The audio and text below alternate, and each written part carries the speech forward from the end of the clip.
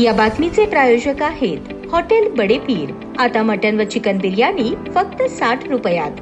आमचा पत्ता Lakshmi market Vijapur waste आणि दुसरी शाखा मुस्लिम बादशाह पेठ सोलापूर।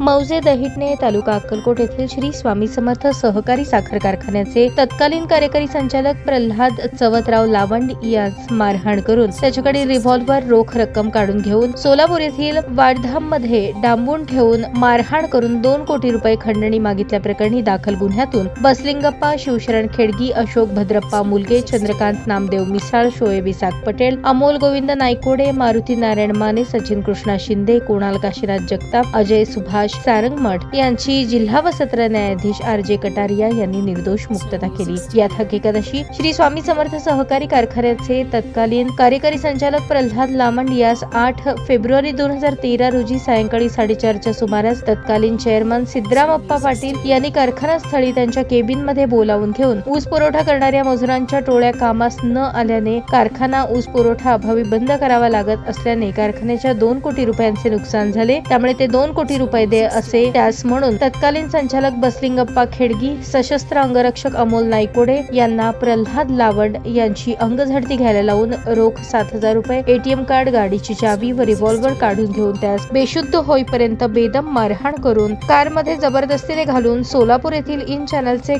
कार्यालय असलेल्या वाड्यामध्ये आणून डांबून ठेवले। तिथे देखील मारहाण करून रखवारी सचिन शिंदे आणि कुणाल जगताप यास ठेवून त्याच्याकडे आणि त्याच्या पत्नीकडे रोख रक्कम 2 कोटींची मागणी केली। त्यानंतर 11 फेब्रुवारी रोजी प्रल्हाद लावंड याने त्यास सोलापूर येथील वाड्यात डांबून ठेवले असून घातपात होण्याची शक्यता आहे आणि त्याला वाचवावे असा मेसेज मोबाईलद्वारे तत्कालीन पोलीस उपअधीक्षक संजीव कुमार पाटील यांना पाठवून मदत मागितल्याने त्या संदेशाच्या आधारे पोलीस उपअधीक्षक अशोक जाधव यांच्या आदेशाने पोलीस निरीक्षक नितीन कौसडीकर, पोलीस निरीक्षक चंद्रकांत शिंदे यांच्या संयुक्त पथकाने कारवाई करत सदर बंदवाड्याच्या बाजूच्या इमारतीतून प्रवेश करून प्रल्हाद लावंड यांची तेथून सुटका केली व सचिन शिंदे, कुणाल जगताप यांना अटक केली अशा आशयाची फिर्याद सुरुवातीस प्रल्हाद लावंड यांनी फौजदार चौडी पोलीस ठाण्यात दिल्याने गुन्हा दाखल करण्यात आला आणि त्यानंतर सदर गुन्हा अक्कलकोट उत्तर पोलीस ठाण्यात वर्ग करण्यात आला। खटल्याच्या सुनावणी दरम्यान आमदार सिद्धरामप्पा पाटील, काशीनाथ भरमशेट्टी, हुसेन भैरामडगी यांचे निधन झाले। खटल्याच्या सुनावणी दरम्यान सरकार पक्षातर्फे एकूण 14 साक्षीदार तपासण्यात आले। खटल्याच्या अंतिम युक्तिवादावेळी अण्णा ॲडव्होकेट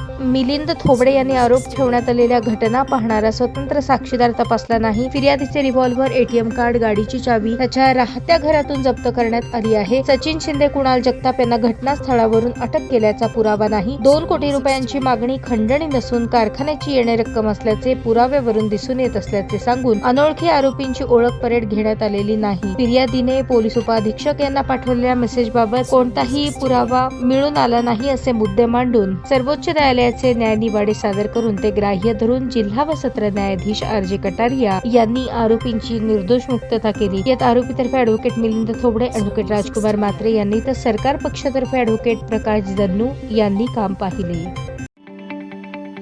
ताज्या बातम्या पाहण्यासाठी प्राईम महाराष्ट्र न्यूज चॅनलला सबस्क्राईब करा।